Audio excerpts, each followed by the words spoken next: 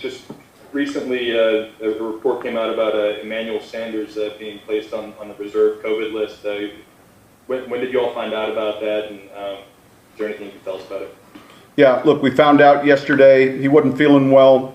Right away, Bo sent him to our doctors for one of our tests. That came back positive.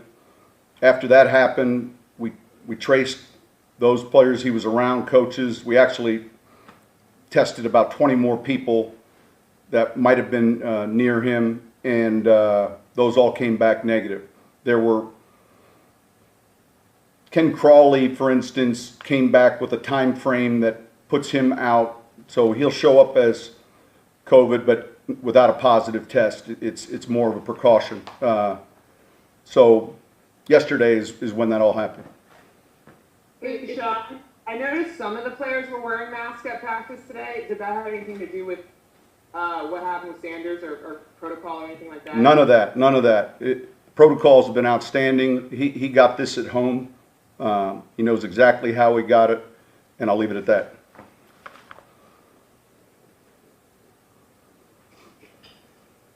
But this late, how does this pretty much affect the game plan, or are you able to formulate around it?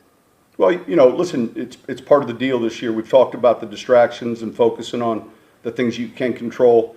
Last night we spent a lot of time relative to how we want to put the plan together in place of him, and we'll do so accordingly.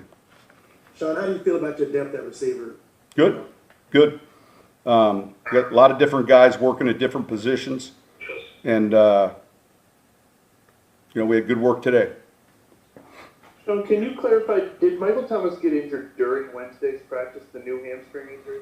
Yeah, look, I'm not going to get into details, but it's something that he's working through, and leave it at that. Just to be clear, Sean, you said with the contact tracing and everything, y'all are just... We did our own, we tested on our own, just like when we were in Detroit. We didn't just pay attention. Detroit, it showed, with Bert, it showed three contact tracing.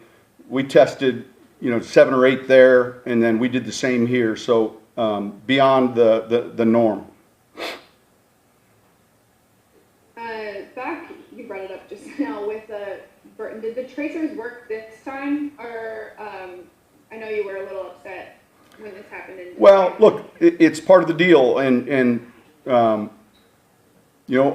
of our players are doing a good job wearing them. I think you wait for the tracing report, and then you go from there. What happened in Detroit was, the 4 players within radius on the airplane of Bert did not show up, on a 2-hour flight, which was unusual. So we went ahead and tested all of those guys, and we kind of took the same approach yesterday. Just having been through this a couple times, not even with COVID, but just like with missing players and everything, does that experience help with something like this? Just with having to kind of recycle guys in and out? Look, at the start of the year, we began talking about some of the challenges coming into the season, and I think we've had a good focus. We had a good week of practice. Carolina's experiencing the same thing, and that's 2020 right now.